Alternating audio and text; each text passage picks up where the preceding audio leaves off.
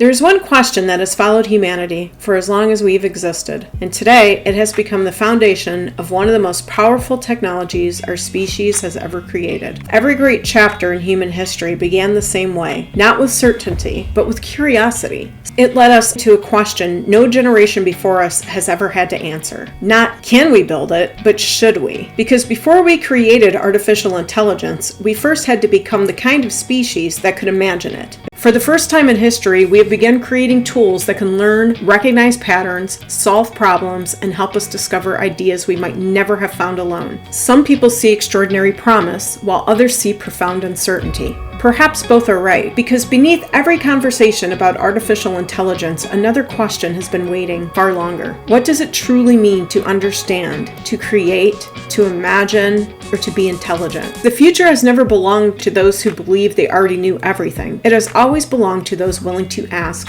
one more question. Perhaps that is the oldest pattern in human history. The unknown has never disappeared. It has simply invited us to keep walking. Long before clocks measured our days, people measured time by light itself. The length of a shadow, the changing face of the moon, the return of familiar constellations, those were not idle observations. Knowledge rarely arrives like lightning. It grows like a forest. Perhaps civilization's greatest achievement is not that brilliant people existed. It's that they left something behind. For centuries, knowledge moved only as fast as human hands could write. Then, everything changed. Around the middle of the 15th century, a goldsmith named Johannes Gutenberg refined a technology that forever changed humanity's relationship with knowledge: movable type. The printing press itself was remarkable, but its true power was something far less visible. For the first time, an idea no longer had to die with the person who imagined it. Knowledge could travel farther. Books became conversations across centuries. The printing press did more than spread information. Perhaps it allowed humanity to think together. Long before Gutenberg, another remarkable dream had already begun. On the Mediterranean coast of Egypt stood one of the ancient world's greatest centers of learning, the Library of Alexandria. The dream behind it was extraordinary. Different languages, beliefs, traditions,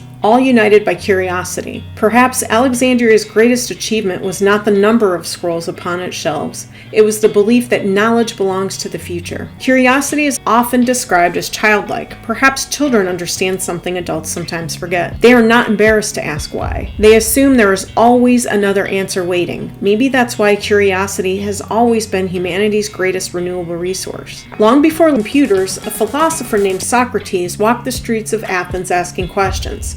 He did not claim to possess all the answers. Instead, he questioned certainty itself. Again and again, he discovered that people, most confident in what they believed, often understood the least. One idea became forever linked with his philosophy. Wisdom begins when we recognize the limits of our own understanding. Imagine how extraordinary that idea truly is. One of history's greatest thinkers did not define wisdom by certainty. He defined it by humility. Perhaps the first sign of intelligence is not saying, "I know." Perhaps it begins with asking, what have I not yet understood? Centuries passed, empires rose and disappeared. Science transformed civilization, yet one mystery remained. Were humans the only intelligent beings on Earth? Then deep inside the forests of Tanzania, someone waited, watched, and listened. It was the young researcher named Jane Goodall. She understood something many scientists had forgotten. Sometimes the fastest way to discover something new is to slow down. Day after day, she observed wild chimpanzees. She took notes, she waited. Then one morning, a chimpanzee known as David Graybeard picked up a twig. He stripped away its leaves, inserted it into a termite mound, then slowly withdrew it, covered in termites. He had made and used a tool. Today, that might not seem remarkable, but in 1960, it changed science. Until then, many researchers believed tool-making belonged only to humans. Goodall's discovery reminded us that intelligence is not a wall separating humanity from nature. It's a landscape, one filled with memory, communication, adaptation, cooperation, and problem-solving. The more carefully we looked, the more extraordinary life became. Even among ourselves, intelligence refuses to wear a single face. Some of the qualities that shape civilization most deeply cannot be measured by numbers alone. During the 20th century, another question appeared. It sounded almost impossible. Could a machine think? Few people explored that question more thoughtfully than British mathematician Alan Turing.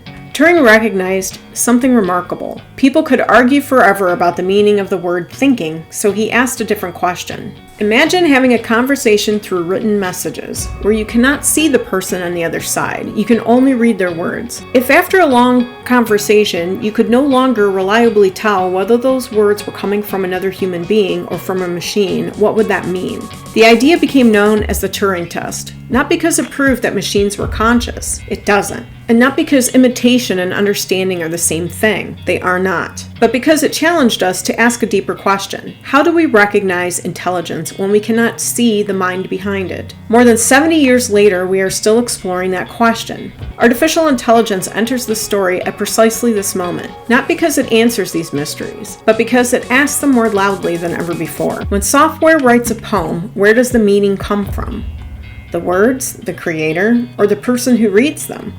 When a computer recognizes a face, has it experienced recognition, or has it simply identified a mathematical pattern with astonishing precision? When a machine defeats the world's greatest chess players, has it understood strategy as humans do, or has it explored possibilities at a scale our minds cannot? These are not merely questions about technology. They are questions about us. Throughout history, our greatest inventions have done two things. They changed the world, and they changed the way we saw ourselves. Artificial intelligence may become another instrument like these, not because it is human, but because it compels us to define what being human really means. Intelligence was never a destination, perhaps it has always been a conversation. Between curiosity and experience, knowledge and wisdom, and between the courage to ask difficult questions and the humility to accept difficult answers. Maybe intelligence is not measured by how much we know. Maybe it's revealed by what we do when we discover how much remains unknown. Humility is not the opposite of intelligence. It may be one of its greatest strengths. Because the moment we believe there's nothing left to learn, we stop growing. Perhaps the greatest achievement of the human mind is not that it solves problems.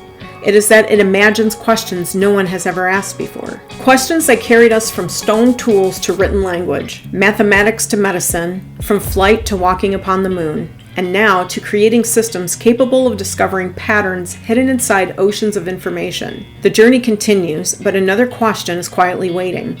Every morning without thinking, we look into a mirror, not to discover who we are, but to recognize the person looking back. What happens when humanity creates a different kind of mirror?